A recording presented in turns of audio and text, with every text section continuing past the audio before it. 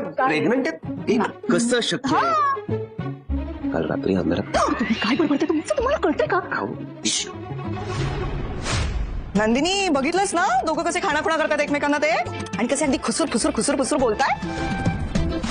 म्हणजे काय, दोघेही छुपे रुस्तम निघाले ताई. ते काय चाललंय कळेल का? मानिनी हे सगळं खरंय? हो, म्हणजे तुम्हाला आनंद होईल की नाही माहित नाही, पण काव्या आताच म्हणाली ना. काव्या अभिनंदन, माझ्या आधी नंबर लावला. आणि आपण कसला लबाड आहे ना.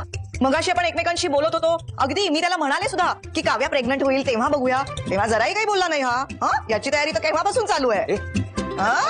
कसली तयारी चालू आहे? कसली तयारी काय विचारताय? काका होणार तुम्ही? काय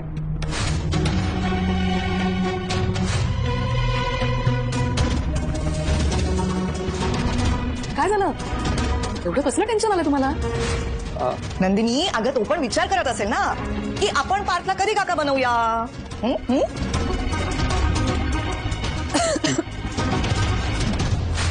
पार्थ आता तू बघा, आता तुमच्या बेडरूम मध्ये मी छान गोंडस बाळाचं पोस्टर लावते की नाही. हो, आणि आई ते पोस्टर पार्थ कधीच नाही काढणार बघा तुम्ही. खरंय, कसले लबाड आहेत ना दोघंही, जराही आपल्याला सांगितलं नाही. का तुम्ही दोघं असे वागत मला काही कळतच नाहीये. नाहीतर काय, आणि काव्या तू मला पण नाही सांगितलं, त्याला काय अर्थ आहे? अरे थांबा थांबा, असं काहीही नाहीये, मी प्रेग्नेंट नाहीये. काव्या अगं असं काय करतेस? अगं घरच्यांना सांगायला काहीही हरकत नसते. काय तुला कोरड्या उलट्या होत आहेत की नाही? हो, पण त्याचं कारण वेगळं आहे. अगं आशाने ऐकल्या त्या, आणि हे बघ घरच्यांपासून लपवायचं नसतं. आशा ताईंनी बघितलं, त्यांचा गैरसमज झालाय. मारिनी काकू ऐका, मी काय सांगते ते, शांत शांत. मला ज्या उलट्या होत होत्या, म्हणजे उलटीसारखं होत होतं पण उलटी होतच नव्हती, त्याचं कारण वेगळं आहे. त्याचं कारण आहे मी खाल्लेली भजी. खूप भज्या खाल्ल्या हो मानिनी, मी पण वेडी आहे. प्रत्येक वेळी भजी खाल्ल्यानंतर त्रास होतो, मला माहित असून तुम्ही खाल्ल्या हो, खूप भज्या खाल्ल्या, त्याचा मला त्रास झालाय. म्हणून मला ते उलटीसारखं ते जे काही होत होतं ते मला झालं हो काकू, त्याच्यामुळे. वहिनी मी आवाज ऐकला उलट्यांचा, तो तसला आवाज होता. हो ना, आणि शिवाय तिने फोन पण ऐकला पार्थचा. पार्थ कोणाला तरी सांगत होता 3 महिने झालेत, आता हालचाल केली पाहिजे, गुड न्यूज आहे असं म्हणाला तो. हो आशाताई, आई गुड न्यूज म्हणजे हे की बॅनर्जी ग्रुप बरोबर 3 महिने माझं बोलणं चाललं होतं, मी हालचाल केली त्यामुळे ते कॉन्ट्रॅक्ट मला मिळाले. ही गुड न्यूज होती ती. अरे देवा, असं होतं होय, मी तर भलती खुश झालते. हो ना, आणि मी सुद्धा मावशी होणाऱ्या आनंदाच्या तोरात राहायचं ठरवलं अगदी. नाहीतर काय, मी अगदी स्वेटर विणायचा प्लॅन वगैरे करत होते.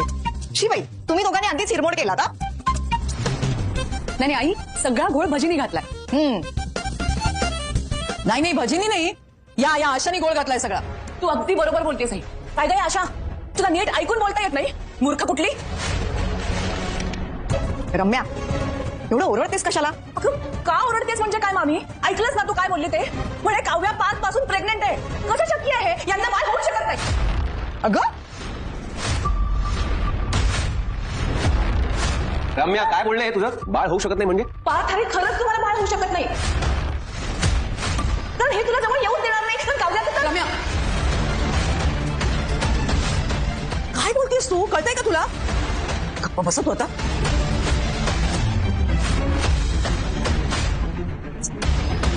रम्या काय म्हणालीस? काव्याचं काय? अगं काही नाही, ती रागाच्या भरात बोलून गेली. जाऊ दे ना, सोडून दे ना विषय हा. मी तुमच्याशी बोलत नाहीये वसवात्या, त्यामुळे तुम्ही मध्ये पडूच नका. बोल, दे उत्तर. काव्याचं काय? अगं बोल ना. नंदिनी काहीतरी विचारतायत रम्या, उत्तर दे.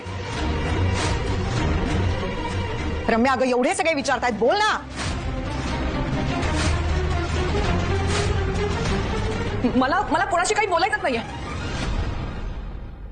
वसुताई रम्याला जरा सांगा, तिचा अति होत चाललाय, तिच्या तोंडाला जरा लगाम घाला, नाहीतर मला बोलावं लागेल तिच्याशी. हे बघ मानिनी, नंदिनी, पार्थ, अरे तुम्हाला माहिती ना सगळ्यांना की ती चिडली की वाटेल ते बरळते. जाऊ देत ना, सोडून द्या ना. हवं तर मी रम्याच्या वतीने तुमच्या सगळ्यांची माफी मागते. सोडून द्या ना हा विषय. मी समजवते तिला. हा, मी समजवते. रम्या कठीण आहे बाबा. पार्थचं लग्न झालंय तरी रम्या वेड्यासारखी वागते, कधी कधी संताप येईल असं बोलते. आई सोडा ना, इतकी आनंदाची बातमी मिळाली आपल्याला, उगाच मूड कशाला ऑफ करायचा. अगं ताई परत आनंदाची. अगं झालं ना आता सगळं आपलं बोलणं झालं ना, मिसअंडरस्टँडिंग क्लिअर. तरी पण असं का बोलताय तुम्ही? आणि मानिनी काकू तुम्हाला पण हे खरं वाटतंय का? अगं नाही ग, काय खरं आहे ते माहितीये मलाच कशाला, नंदिनीला सुद्धा माहितीये. ताई अगं हो, पण आता आशानी जेव्हा आईंना सांगितलं तेव्हा आईनी लगेच मला मेसेज केला की अशी अशी काव्याची फिरकी घ्यायची. अच्छा, मग मी सासूबाईंची आज्ञा फॉलो नाही करणार? म्हणजे तुम्हाला ते सगळं खरं नाही वाटलं? नाही ग आशा, अगं मला माहित होतं. तुला सांगू का, हिने जरा जास्त भजी खाल्ली होती हे पार्थी मला केव्हाच सांगितलं होतं. आता एवढी भजी खाल्ल्यानंतर थोडी ऍसिडिटी होणार, जळजळ होणार, उलट्या सुद्धा होणारच. त्यामुळे ती मला कल्पना होतीच. आणि ही गुड न्यूज सुद्धा कामाच्या संदर्भात असणार हे सुद्धा मला कळलेलं होतं. तू माझी मस्करी करतेस तू? सोड का. तुम्ही काय हसताय मानिनी काकू? तुम्ही सुद्धा. मी हे का केलं सांगू का? कारण आपल्यात जरा याविषयी चर्चा होईल, आपण सगळे या विषयावर बोललो तर तुम्ही सगळे सुद्धा जरा विचार कराल ना. म्हणजे तुमची सगळ्यांचीच गाडी जरा पुढे सरकेल, मैत्रीकडून संसाराकडे जाईल. बरोबर ना?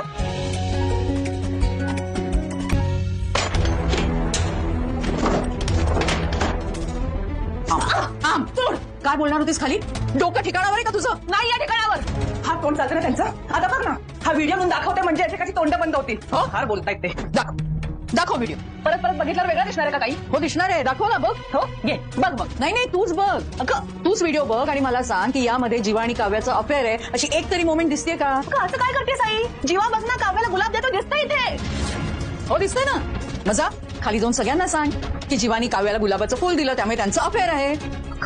काव्या काय म्हणेल याच्यावरती की माझ्या हातातनं गुलाबाचं फुल खाली पडलं होतं आणि त्याच्यावरती जीवा म्हणेल की ते गुलाबाचं फुल उचलून मी काव्याला दिलं. त्याच्यात कुठे सिद्ध होत आहे रम्या की त्या दोघांचं अफेअर आहे म्हणून?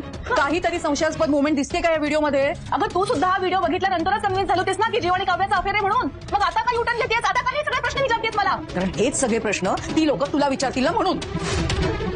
म्हणजे याचा काही उपयोग नाही. या सगळ्याचा काहीही उपयोग नाहीये रम्या. या व्हिडिओमध्ये कुठे दिसतंय की जीवा आणि काव्याचा अफेअर आहे म्हणून? आणि हे जर का खाली जाऊन त्या सगळ्यांच्या समोर सांगितलंस ना तर ते सगळेजण तुझ्यावरती हसतील. त्या चौघांची एकी बघितलीस ना? त्या चौघांमधला बॉन्ड किती स्ट्रॉंग आहे हे बघितलंयस ना तू? काय करायचं आता? त्या चौघांना जर का एकमेकांच्या विरोधात उभं करायचं असेल ना रम्या, तर काव्य आणि जीवाच्या अफेअरचे ठोस पुरावे आपल्याकडे असायला हवेत. झालं म्हणजे आता पुन्हा नव्याने सगळे शोधाशोध सुरू करायची का? पार्थ हवाय ना? अगं मग शोधाशोध करायला लागेल. हवाय ना पार? ठीक आहे, करते शोधाशोध. आता त्या जीवा आणि काव्याच्या अफेअरचे पुरावे शोधून काढायलाच पाहिजे. त्यांचं अफेअर नक्की कधी आणि कसं सुरू झालं हे कळायलाच हवं. आई प्रेग्नन्सीत सुद्धा आईस्क्रीम खायचं असतं ना? देशमुख शांतपणे आईस्क्रीम खा नाही तर फटके खा. ए तू लगेच सगळीकडे रिक्षा फिरवू नकोस हा. बाबा असते तर बाबांनी रिक्षा फिरवली असती ना. मी फिरवलं तर काय होतंय? बस.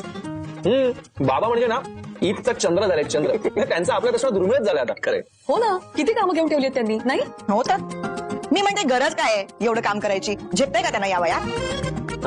हे बघ, आता 7 वाजता त्यांची एक मीटिंग होती, 9:30 वाजता एक कॉन्फरन्स आहे. तुम्ही दोघं काम करत नाही ना म्हणून त्यांना काम करावं.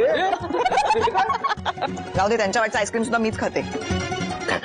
तसं मगाशी जे काही झालं ते असं गैरसमजातूनच झालं नाही का? हो ना. पण हे सगळं गैरसमजातून झालेलं असलं तरी सुद्धा तुम्ही हे सगळं मस्करीत घेऊ नका.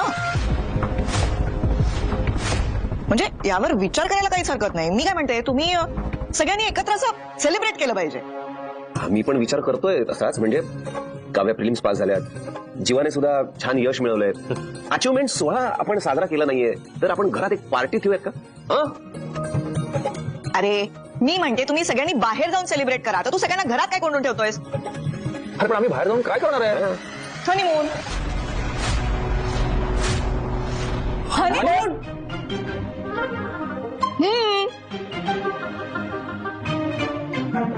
आई घरामध्ये एवढं मोकळं ढाकळं वातावरण आहे म्हणून काही बोलणार आहेस का?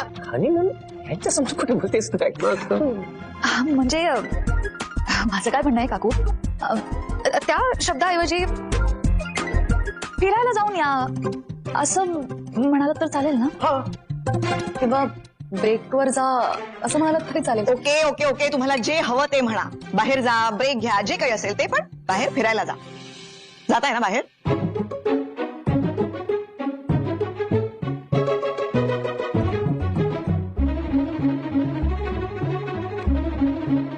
काय एवढं एकमेकांकडे बघून ठरलं का काही? नाही नाही कुठं.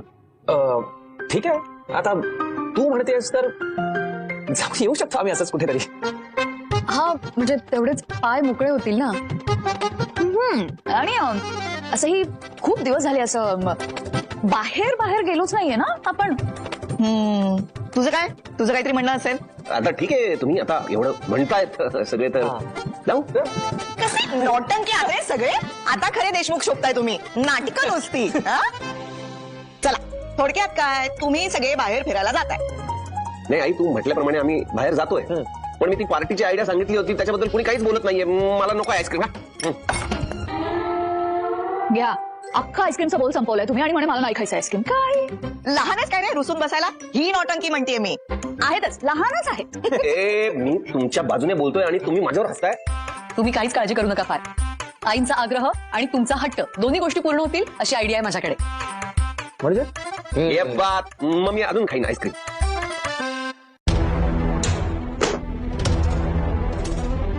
रम्या, सापडला का एखादा फोटो? नाही, या अल्बम मध्ये सुद्धा नाही दिसत. काय? नाही ग, एक सुद्धा फोटो आपल्या कामाचा नाही यात.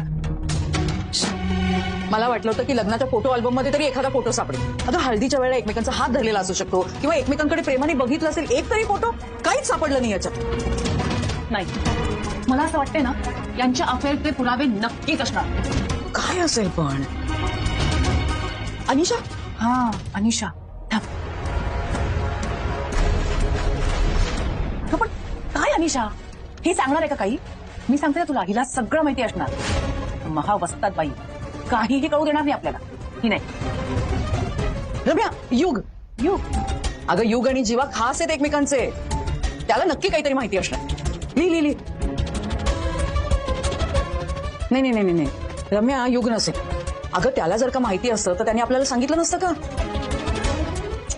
आता काय करायचं? एक काम करूया, आपण ना सुरुवातीपासून जरा लिहून बघूया की म्हणजे लिंक लागेल. म्हणजे बघा, आपल्याला पहिल्यांदा तर तुटका पेनड्राईव्ह मिळाला, बरोबर. त्याच्यानंतर आपण गेलो सुनीताच्या कॅफे. तिथे सुनीता म्हणाली आपल्याला की क्लास संपून, अगं क्लास काव्याचा क्लास. हो,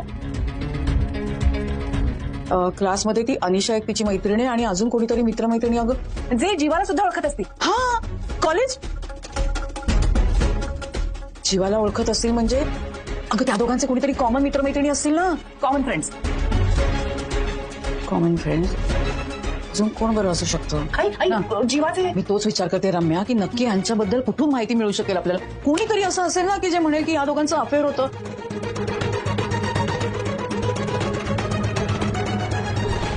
तर आयडिया अशी आहे की आधी आम्ही सगळे बाहेर फिरून येतो. हा, आणि इथे आल्यानंतर आमच्या सक्सेसची पार्टी आपण सेलिब्रेट करू. हे बघा, आपण 15 तारखेपर्यंत परत येऊया, पण 16 तारखेला पार्टी करूयात. फार उशीर नको. 16 डिसेंबर डन. आता दोन्ही गोष्टी होतील, आई पण खुश आणि पार्क पण खुश. ये बात. मग कुठे जाणार हनीमूनला?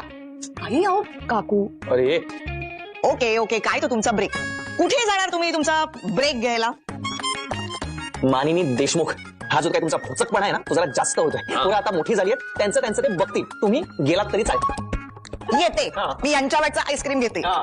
पण मला सांगा हा नंतर. सांगतो कळवतो. उलटीमुळे काय कमाल झाली नाही? हो,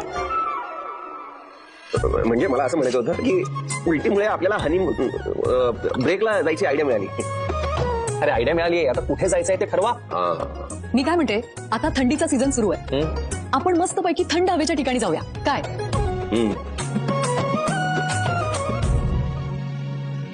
माझ्या हातामध्ये बॉम्ब आहे. मी कधीही आग लावू शकते, पण आग लावायला काडीच सापडत नाहीये. आग? मागे तुम्ही चौघं आपल्याच फार्म हाऊसवर गेला होतात, पण life is all about creating new memory. आता वेळही बदलली आहे आणि माणसंही बदलली. आपण जे पुरावे शोधतोय ना ते कदाचित आपल्याला